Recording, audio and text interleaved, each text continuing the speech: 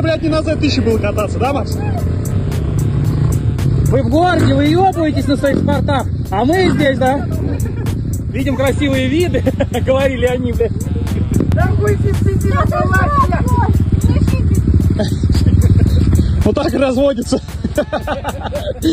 Ну если второй раз на покатуху поедет, то точно уже развод никогда не будет.